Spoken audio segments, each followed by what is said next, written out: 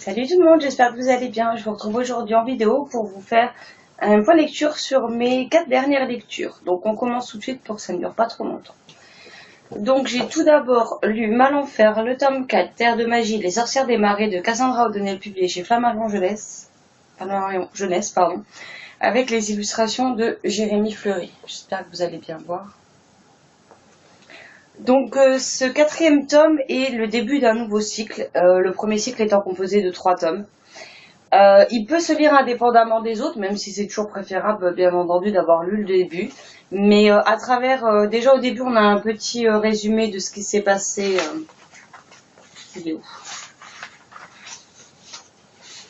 Dans les tomes précédents. Et en plus, tout au long de l'histoire, elle vous parsème des indices, donc soit pour ceux qui ont oublié ce qui s'était passé, soit pour ceux qui ne l'ont pas encore lu. Comme ça permet de ne pas être perdu. Donc ici, on va retrouver Gabriel et Zoé, donc qui ont assez bien grandi depuis le tome 1, faut le dire.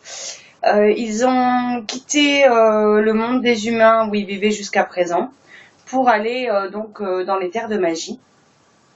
Ils vont essayer d'en apprendre plus sur leurs pouvoirs, les maîtriser, ce genre de choses. D'où est-ce qu'ils viennent, cette histoire de prophétie. Et faut dire que j'ai beaucoup aimé l'histoire. Donc on avance quand même concrètement dans l'histoire, dans l'intrigue principale. Après on rencontre de nouveaux personnages comme les sorcières des marais. On a toujours les elfes, les dragons, les trolls, je sais plus. Les waligo, loups-garous, elfes, les nains aussi.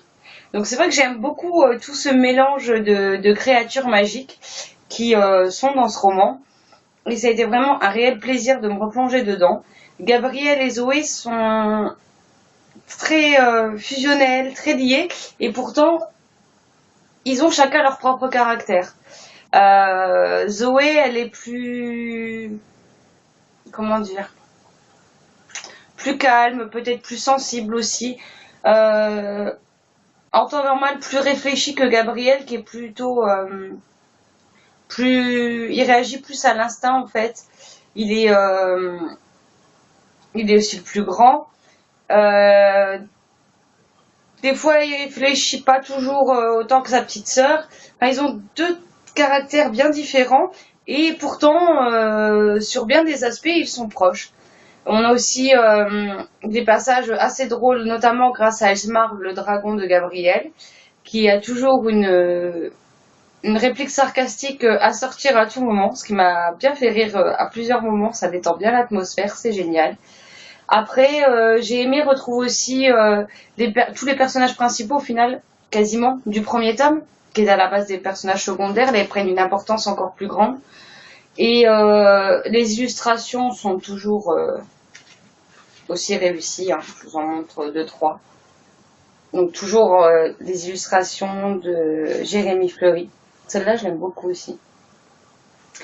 Et concrètement, ce que j'adore, c'est tout. J'aime l'univers, j'aime la façon qu'a Cassandra O'Donnell de nous raconter cette histoire, le mélange de toutes les créatures, la mythologie mise en place, les personnages, qui pour moi sont aussi la force de ce roman, parce que Gabriel et Zoé, mine de rien, c'est le 4e tome où on les suit. Et je me suis très vite attachée avec eux et il me tarde déjà de savoir la suite des aventures, même si pour le coup, va falloir patienter puisqu'il n'est sorti que le 26 avril. Donc si vous voulez un avis plus détaillé, n'hésitez surtout pas à checker la barre d'infos, je vous mets le lien de ma chronique en barre d'infos du coup. Donc qui sera plus détaillé, etc. Mais si vous ne connaissez pas encore cette série, je ne peux que vous la recommander, que ce soit pour vos enfants, donc des 9-10 ans à peu près, ou que ce soit pour un adolescent ou pour des adultes d'ailleurs, puisque moi j'aime beaucoup et j'ai 32 ans quasiment, donc voilà. Mais une saga vraiment à découvrir à tout prix, et je remercie encore Cassandra O'Donnell et Flammarion Jeunesse pour cet envoi. Ensuite, j'ai lu un court livre pour le comité de lecture dont je fais partie. Donc il s'agit de Le groupe de Jean-Philippe Blondel, chez Actes Sud Junior. Donc il est très court, comme vous pouvez le voir, il fait 125 pages. 125 pages. Donc dans ce livre, on va suivre 2 professeurs, un professeur de français et un professeur de, je ne sais plus, Je ne sais plus ce qu'est l'autre professeur.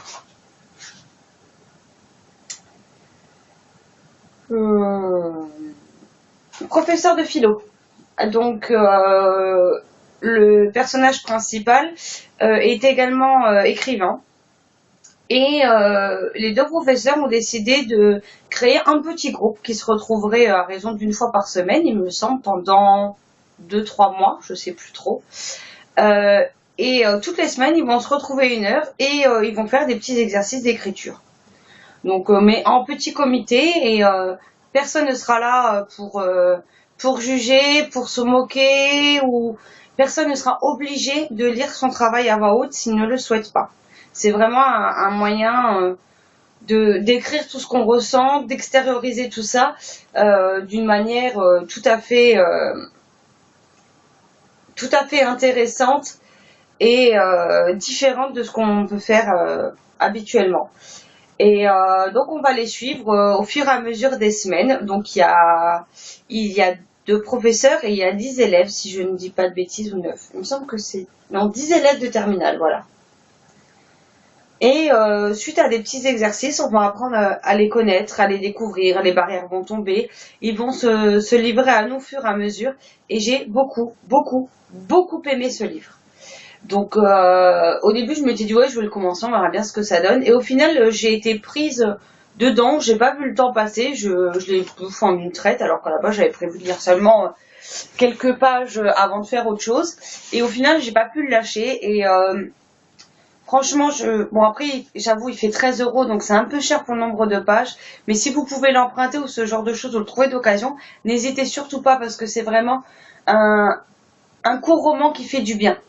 Après, moi, j'aurais aimé qu'au lycée, on ait un petit groupe comme ça. Je pense que je m'y serais inscrite tout de suite et que ça m'aurait bien plu d'en avoir un petit comme ça des groupes. C'était pas très français, mais vous m'avez compris. Donc la chronique n'est pas encore sur le blog, mais elle arrivera dans les prochains jours. Donc voilà.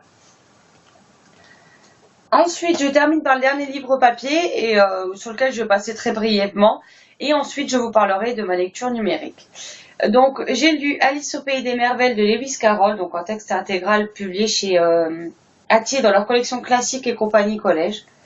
Donc, je l'ai lu pour le challenge de la Coupe des 4 maisons, puisqu'il fallait lire un livre pour les thèmes éphémères avec un lapin ou un œuf sur la couverture, vu que c'était Pâques. Donc, vu qu'il y a un petit lapin ici, lapin blanc, bien évidemment, je me suis dit que c'était l'occasion de me replonger dans ce classique qui me faisait très envie et que j'avais acheté dans le but de relire voilà les histoires desquelles se sont inspirés Disney, vu que c'est un univers que j'adore. Et comment vous dire que je me suis royalement fait chier. Je vois pas comment le dire autrement. Je me suis ennuyée du début à la fin.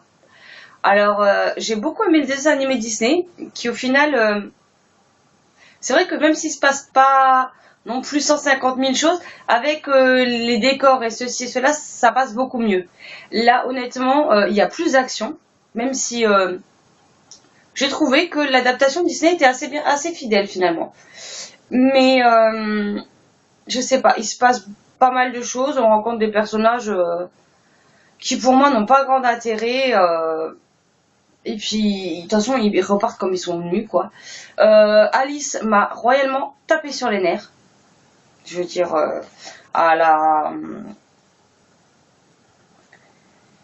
en 60 pages à peu près, je ne la supportais déjà plus. Donc j'ai été au bout de ma lecture pour valider les thèmes, et puis puisqu'il ne fait pas non plus... il fait 143 pages, sachant que ça commence pas la première page, et qu'après, ici, c'est toute une explication du texte et ce genre de choses, et des questionnaires, donc ça, je l'ai pas fait. Mais... je me suis profondément ennuyée, ça m'a saoulée, j'ai cru que je n'arriverais jamais au bout de cette lecture. Et pour ma part, bon, j'ai la suite. Donc la suite, je ne la connais absolument pas. Donc je pense que je lirai la suite, mais clairement pas tout de suite. Et je ne pense pas que c'est un livre que je relirai, loin de là. Et pour finir avec ma lecture numérique, donc je vous mets la couverture ici. Il s'agit de Divano, le tome 1 Ascension, de David Royer, publié chez Nats Éditions. Donc c'est un livre qui est sorti, de mémoire, je dirais en 2015. Donc j'espère d'ailleurs que la suite ne va pas tarder puisque ça fait déjà 2 ans. Dans cet univers, on rencontre Opal, une jeune fille lambda comme n'importe laquelle. On la rencontre avec ses 2 meilleures amies, elle se promène, etc. Et il va se passer un événement. Le soleil va s'arrêter de briller, la terre va exploser, plus ou moins. Et on retrouve Opal quelques temps plus tard. Elle ne sait pas ce qui s'est passé, elle ne sait pas si elle a fait un cauchemar, si elle a fait un rêve, quel était cet homme étrange qui a dit qu'elle était prévue à un grand destin, ce genre de choses. Et je vous spoil rien parce que ce que je vous raconte là, ça se passe dans les 2 premiers chapitres. On le sait dès le début de l'histoire et le livre fait quand même plus de 400 pages. Donc, il y a encore de quoi faire après. Hein. Et en fait, elle va se réveiller avec des inconnus dans un lieu qu'elle ne connaît absolument pas, qui paraît gigantesque. Et en fait, elle est devenue une déesse, la déesse du feu et de la chaleur.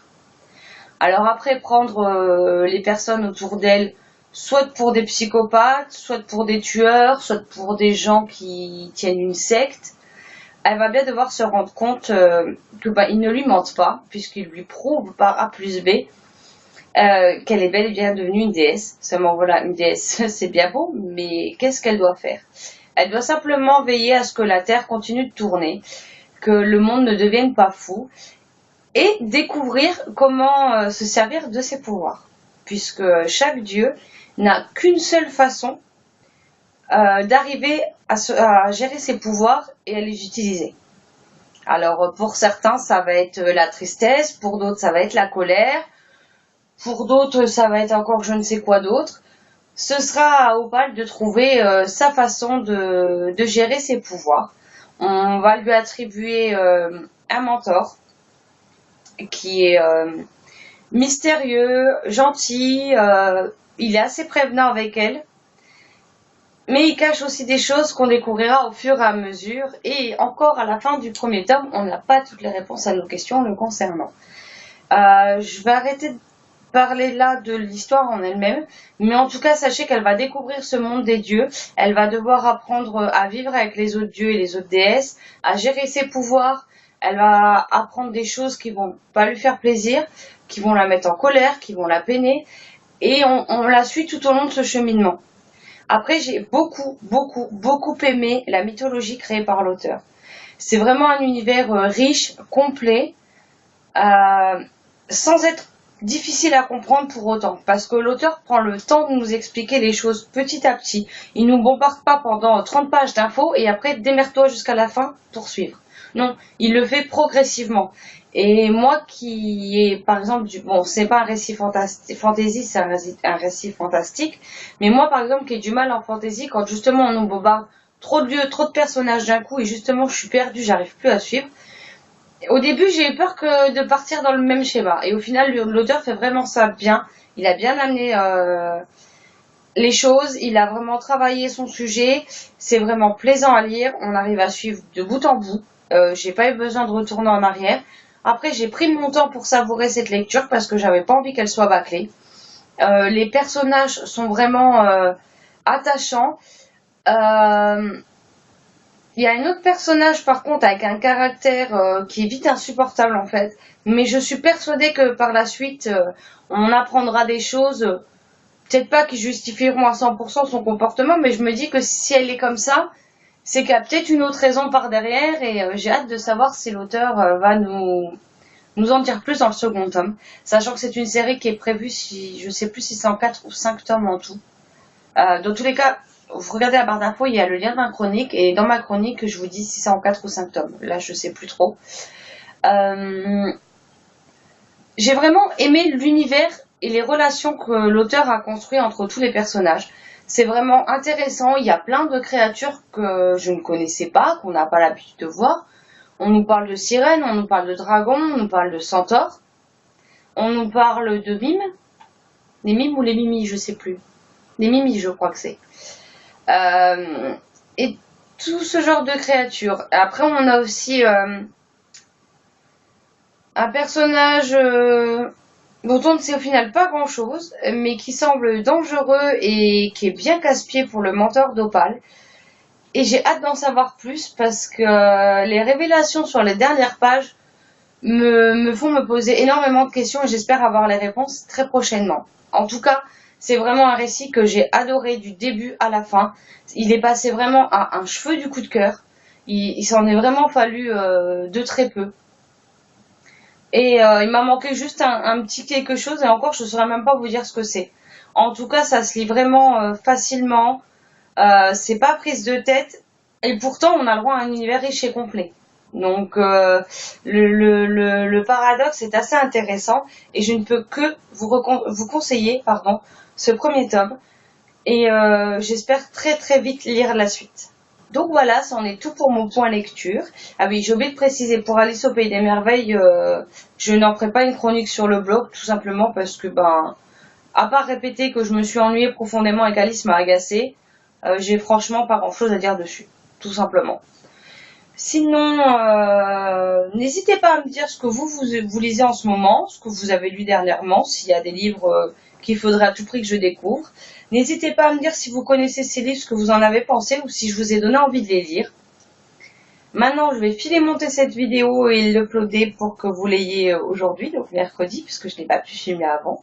Je vous souhaite à tous une excellente fin de semaine et de très belles lectures. À bientôt. Ciao, ciao.